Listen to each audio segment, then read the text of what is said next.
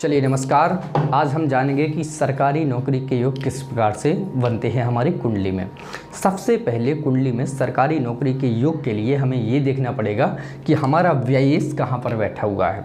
अगर व्ययेश यानी कोई भी ग्रह हो सकता है, 1 2 3 4 5 6 7 8 9 10 11 12 राशि में से कोई भी इसमें राशि बैठी हो और उस राशि का जो स्वामी होगा वह व्ययेश कहलाएगा।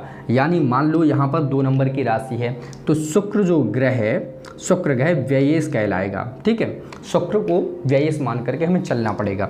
यदि शुक्र 1 2 4 5 9 और 10, ठीक है, यानी 1 2 4 5 9 और 10 इन भावों में, यानी 1 भाव 2 भाव, चौथा भाव, 5वां भाव, 9वां भाव, 10वां भाव, यानी ये और ये, इन भावों में अगर वह व्यय भाव का स्वामी बैठा है तो निश्चित रूप से हमें सरकारी नौकरी का योग मानना चाहिए। ऐसा कुंडली में बताया जाता है। ठीक है, ऐसा हमारे शास्त्र कहते हैं। दूसरी बात, नौकरी का योग तो है परंतु नौकरी नहीं लगी, इसका क्या कारण रहा? इसके भी कई कारण हो सकते हैं, अरिष्ट भंजक कई कारण हो सकते हैं, जिसके लिए आपको कुंडली का पत्रिका का दिखाना, परीक्षण कराना बहुत आवश्यक हो जाता है। यदि दूसरी बात, यदि 3 6 11 यानी तीसरा, छठवां और 11वें भाव में कोई सौम्य ग्रह की राशि है, तीसरे भाव में, छठवें भाव में और 11वें भाव में कोई सौम्य ग्रह की राशि बैठी हुई है तो समझ लीजिएगा कि दीवानी महकमे में हमें नौकरी लगने के प्रबल चांसेस दिखाई पड़ रहे हैं। ठीक है, दूसरी बात, इसी 3 6 और 11 भावों में अगर कोई क्रूर ग्रह राशि हो। अब क्रूर ग्रह कौन कौन से हैं ये भी तो जानना आवश्यक है।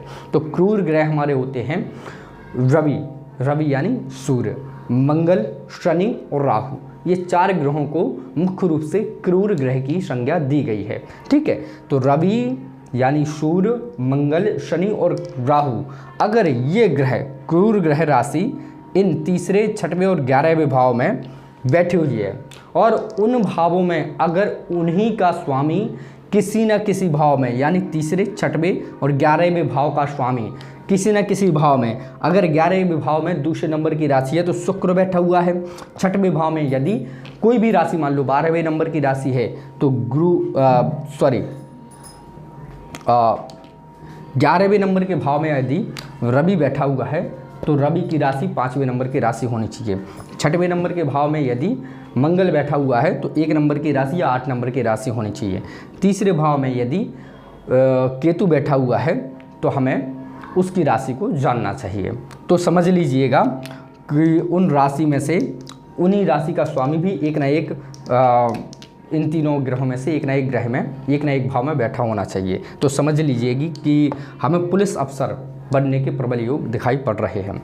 यदि 3 6 और 11वें भावों में से क्रूर ग्रह की राशि बैठी हुई हो किन्हीं 2 भावों में, चाहे इसमें बैठी हुई हो या इसमें बैठी हुई हो। क्रूर ग्रह की राशि का मतलब ये है कि रवि यानी सूर्य, मंगल और शनि और राहु, इन ग्रहों की राशियां होनी चाहिए और कम से कम इनमें एक ना एक ग्रह होना चाहिए। तो समझ लीजिएगा कि हमें जज बनने के प्रबल योग मिल सकते हैं या फिर हम जज बन सकते हैं।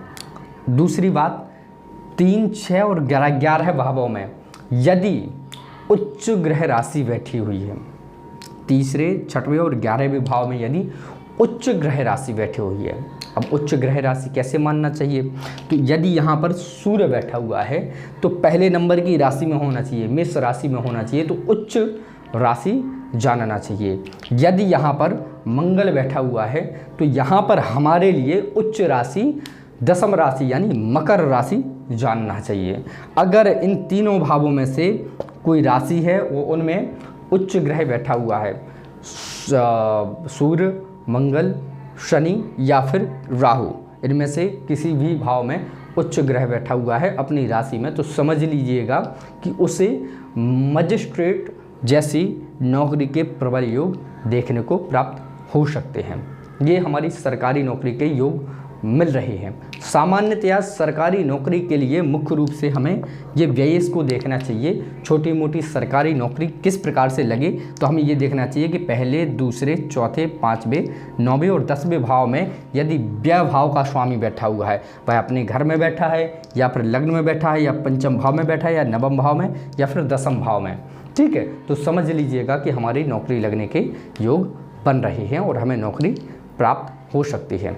चलिए, तब तक के लिए नमस्कार, राधे राधे।